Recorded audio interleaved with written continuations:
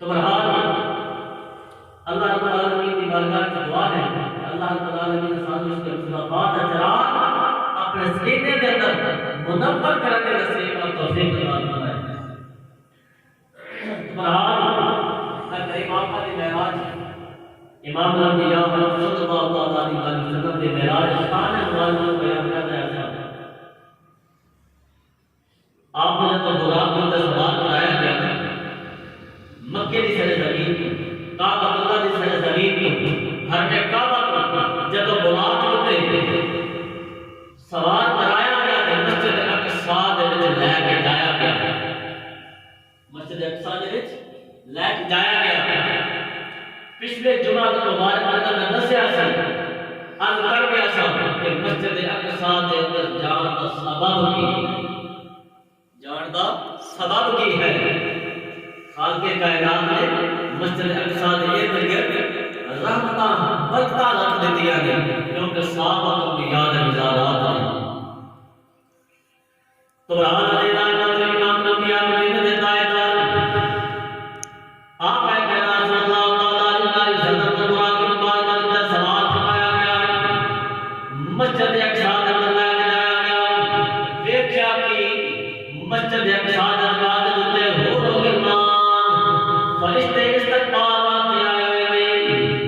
السلام علیکم یا اول یا آخر یا حاشر، انبے سے سونیا حضرت جبریل علیہ السلام نے کہتے سونیا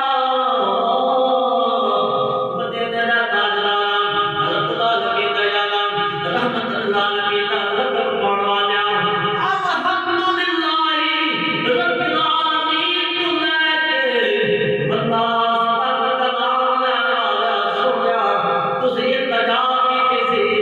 مالک مولا نے وعدہ کہ ہو غلمان میں استقبال کرن آ گئے ہو غلمان آ گئے